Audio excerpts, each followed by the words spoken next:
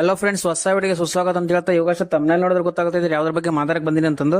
ಇವಾಗಷ್ಟೇ ನೋಡಿ latest promo update ಮಾಡಿದೆ ಅಂತ ಹೇಳ್ಬೋದು ಬಿಗ್ ಬಾಸ್ ಕಡೆಯಿಂದ. ಬಿಗ್ ಬಾಸ್ ಮನೆಯಲ್ಲಿ ಯಾವ ರೀತಿ ಅಪ್ಡೇಟ್ ಮಾಡಿದೆ ಅಂತ ಹೇಳಿದ್ರೆ, ಈ ವಾರ ಬಂತಂದ್ರೆ ಗಿಲ್ಲಿ ಅವರು ಕ್ಯಾಪ್ಟನ್ ಆಗಿದಾರಲ್ಲ, ಹಾಗಾಗಿ ಎಲ್ಲರಿಗೂ ಒಂದೊಂದು ಡಿಪಾರ್ಟ್ಮೆಂಟ್ ಅಂತ ಕೊಟ್ಟಿರ್ತಾರೆ. ಡಿಪಾರ್ಟ್ಮೆಂಟ್ ಅಲ್ಲಿ ಎಲ್ಲರೂ ಕೆಲಸ ಆಗಿರ್ತದೆ. ಆದ್ರೆ ಬಾಕಿ ಉಳಿದಿರೋದು ಯಾರಂದ್ರೆ ಅಶ್ವಿನ್ ಮ್ಯಾಮ್ ಬಂದು ಉಳಿದಿರ್ತಂತ ಅನ್ಸುತ್ತೆ. ಅದಕ್ಕೋಸ್ಕರನೇ ಗಿಲ್ಲಿ ನಟ ಅವರು ಬಂದ್ಬಿಟ್ಟು ಅಶ್ವಿನ್ ಮ್ಯಾಮ್ ಅವ್ರಿಗೆ ನೀಟಾಗಿ ಕರೀತಾರೆ, ಆದ್ರೂ ಕೂಡ ಅವ್ರು ಬರಲ್ಲ. ಇದರ ಬಗ್ಗೆ ಏನೇನು ಕಾನ್ವರ್ಸೇಷನ್ ಆಯ್ತು ಅದ್ರ ಬಗ್ಗೆ ಸಂಪೂರ್ಣ ಮಾಹಿತಿ ತಿಳಿಸ್ಕೊಡ್ತಾ ಹೋಗ್ತೀನಿ. ಯಾರು ಹೊಸಬರು ನನ್ನ ಚಾನಲ್ ನೋಡ್ತಾ ಇದ್ದಾರೆ ತಪ್ಪದೆ ಸಬ್ಸ್ಕ್ರೈಬ್ ಮಾಡಿ, ನಿಮ್ ಬೆಲ್ ಐಕಾನ್ ಆನ್ ಮಾಡ್ಕೊಳ್ಳಿ ಅಂತ ಹೇಳ್ತಾ ಇದೇ ರೀತಿ ನೋಟಿಫಿಕೇಶನ್ ಬರ್ತಾ ಇರ್ತಾರೆ. ನಿಮ್ ಫ್ರೆಂಡ್ಸ್ಗಳು ಶೇರ್ ಮಾಡಿ. ಬನ್ನಿ ಫ್ರೆಂಡ್ಸ್, ಮೊದಲೇ ಪ್ರೋಮೋದಲ್ಲಿ ಯಾವ ರೀತಿ ಅಪ್ಡೇಟ್ ಮಾಡಿದ್ರೆ ಅಂತ ಹೇಳಿದ್ರೆ, ಯಾವ ರೀತಿ ಟೈಟಲ್ ಕೊಟ್ಟಿದ್ರೆ, ಯಾವ ರೀತಿ ಇದು ಸರಿನಂತ ಅದ್ರ ಬಗ್ಗೆ ತಿಳಿಸ್ಕೊಡ್ತೀನಿ. ಬಿಗ್ ಬಾಸ್ ಮನೆಯವರು ಯಾವ ರೀತಿ ಟ್ವಿಸ್ಟ್ ಕೊಡ್ತಾರೆ ಅಂತ ನೋಡಿದ್ರೆ ಒಂದ್ ಸೆಕೆಂಡ್ ಗೆ ಅರ್ಥ ಆಗ್ತಿಲ್ಲ. ಯಾಕಂದ್ರೆ ಈ ವಾರ ಬಂತಂದ್ರೆ ಮೂರನೇ ವಾರ ಮುಗಿತಂದ್ರೆ ಬಿಗ್ ಬಾಸ್ ಫೈನಲ್ ಎಲ್ಲ ಇದಾಗ್ತಾರಲ್ಲ, ಇನ್ 3 ವಾರ ಇರೋದು ಅಷ್ಟೇ ಅಂತ ಎಲ್ಲ ಅಪ್ಡೇಟ್ ಬರ್ತಾ ಇದೆಯಲ್ಲ. ಅದೇ ರೀತಿನೇ ಈ ವಾರ ಬಂತಂದ್ರೆ ಎಲ್ಲರೂ ಕೂಡ ಮನೆಯಿಂದ ಹೊರಗಡೆ ಹೋಗ್ತಾರೆ, ಜನನು ಕಡಿಮೆ ಆಗ್ತಾರಲ್ಲ. ಅದಕ್ಕೋಸ್ಕರ ಲೈವ್ ಅಲ್ಲೆಲ್ಲ ಫುಲ್ ಎಲ್ಲ ಆಕ್ಟಿವ್ ಆಗಿದ್ದಾರೆ ಅಂತ ಹೇಳ್ಬೋದು. ಲೈವ್ ಅಲ್ಲಿ ಫುಲ್ ಎಲ್ಲರೂ ಬೇಜಾರಾಗಿದ್ದಾರೆ.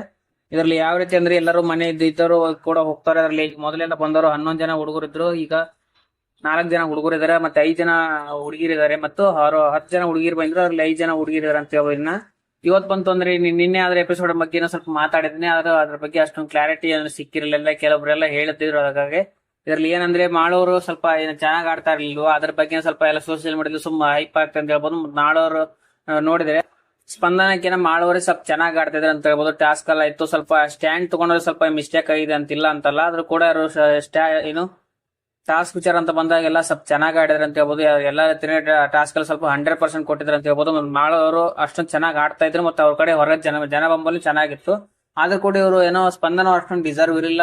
ಬಿಗ್ ಬಾಸ್ ಅವರು ಯಾವ ರೀತಿ ಟ್ವಿಸ್ಟ್ ಕೊಟ್ರು ಅಂದ್ರೆ ತಮಗೆ ಬೇಕಾದವರ ರೀತಿಯನ್ನೇ ತಗೊಂಡ್ರು ಅಂತ ಹೇಳ್ಬೋದು. ಇರಲಿ ಮಾಡೋರ್ನ ಯಾಕೆ ಕಳ್ಸಿದ್ರು ಅಂತ ಅನ್ನೋದು ಗೊತ್ತಾಗ್ತಿಲ್ಲ. ಯಾಕಂದ್ರೆ ಟಾಸ್ಕ್ ಎಲ್ಲ ಚೆನ್ನಾಗಿ ಆಡ್ತಾ ಇದ್ರು. ಅದ್ರ ಬಗ್ಗೆ ಇವ್ರು ನೋಡಿದ್ರೆ ಇದ್ರಲ್ಲಿ ಯಾಕೋ ಸರಿ ಅನಿಸ್ತಲ್ಲ, ನನಗೆ ಅನಿಸ್ತದ ಪ್ರಕಾರ. ನಿಮ್ಗೆ ಏನಿಸ್ತದೆ ತಪ್ಪದೆ ಕಮೆಂಟ್ ಮಾಡಿ.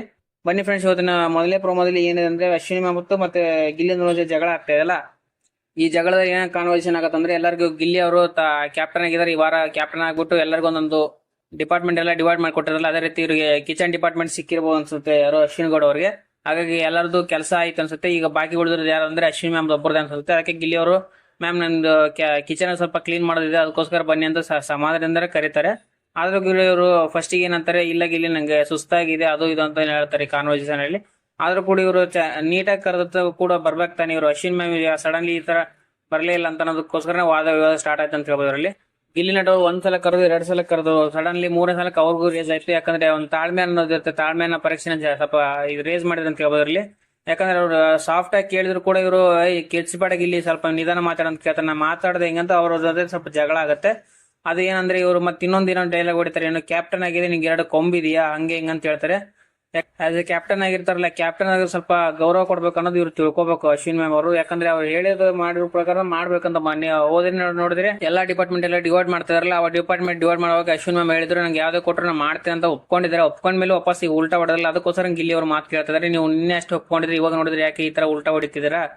ಇವ್ ನಿನ್ನೆ ಮಾಡ್ತೀನಿ ಅನ್ಕೊ ಒಪ್ಕೊಂಡು ಇವಾಗ ನಾಳೆ ಮಾಡ್ತೀನಿ ಅಂತ ಹೇಳ್ತೀರಾ. ಅದಕ್ಕೋಸ್ಕರ ಗಿಲ್ಲಿ ಅವರು ಪಾಯಿಂಟ್ ಹಿಡ್ಕೊಂಡು ಕೇಳಿದ್ರು ಅಂತ ಹೇಳ್ಬೋದು. ಆದ್ರೆ ಗಿಲ್ಲಿ ನಟಂಗಿ ಇವರು ವಾದ ಮಾಡಿದ ಯಾವ ರೀತಿ ಇತ್ತು ಅಶ್ವಿನಿ ಅವರು, ಯಾಕಂದ್ರೆ ನಾ ಕೆಲಸ ಮಾಡ್ತಿದ್ದೆ ಮಾಡಲ್ಲ ಗಿಲ್ಲಿ, ನಾ ಕೆಲಸ ಮಾಡಲ್ಲ ಅಂತಂದು ಹೇಳ್ತಾರೆ. ಯಾಕಂದ್ರೆ ಇವ್ರು ಕೆಲಸ ಮಾಡಲ್ಲ ಹಾಗಾದ್ರೆ ನೀವು ರಾತ್ರಿ ಹೇಗ್ ಮಲಗ್ತಾರ ನಾನು ನೋಡ್ತೀನಿ, ನಾನು ಮಾತೇ ಕೇಳಲ್ಲ, ನಾನು ಮಾತಿನ ಮಲಗ್ಬಿಟ್ರೆ ನಾವು ನೀವು ಹೇಳ್ದಂಗೆ ಕೇಳ್ತೇನೆ ಅಂತ ಗಿಲ್ಲಿ ಮತ್ತೆ ಅಶ್ವಿನಿ ಜೊತೆ ಸ್ವಲ್ಪ ವಾದ ಆಗುತ್ತೆ ಅಂತ ಹೇಳ್ಬೋದು. ಈ ವಾದ ಬಂತಂದ್ರೆ ಅಶ್ವಿನ್ ಮ್ಯಾಮ್ ಯಾಕೋ ಮಾಡಿ ಸರಿ ಇಲ್ಲ ಅನ್ಸ್ತದೆ. ಯಾಕಂದ್ರೆ ಗಿಲ್ಲಿ ನಟ ಅವರು ಯಾಕೆ ಕ್ಯಾಪ್ಟನ್ ಆಗಿದ್ರೆ ರೂಲ್ಸ್ ಪ್ರಕಾರನೇ ಅವ್ರು ನಿಭಾಯಿಸಿದಾರೆ ಅಂತ ಹೇಳ್ಬೋದು. ಇವರು ಅಶ್ವಿನ್ ಕೂಡ ಯಾಕೋ ಸ್ವಲ್ಪ 2 ವಾರ ಬಂತಂದ್ರೆ ಪಾಸಿಟಿವ್ ಆಗಿದ್ರು, ಯಾಕೋ ಸಡನ್ಲಿ ರೇಸ್ ಆಗಿ ನೋಡಿ ಯಾಕೋ ನೆಗೆಟಿವ್ ಆಗೋ ತರ ಕಾಣ್ತದೆ ಅನ್ಸ್ತದೆ ನಂಗೆ ಯಾಕೋ. ಇದ್ರ ಬಗ್ಗೆ ನಿಮ್ಗೆ ಏನ್ ಅನಿಸ್ತದೆ ತಪ್ಪದೆ ಕಮೆಂಟ್ ಮಾಡಿ. ಇದಾಗಿತ್ತ ಮೊದಲೇ ಪ್ರೋಮೋದ ಅಪ್ಡೇಟ್ ಬಗ್ಗೆ ತಿಳಿಸ್ಕೊಡ್ತಾ ಮುಂದಿನ ವಿಡಿಯೋದಲ್ಲಿ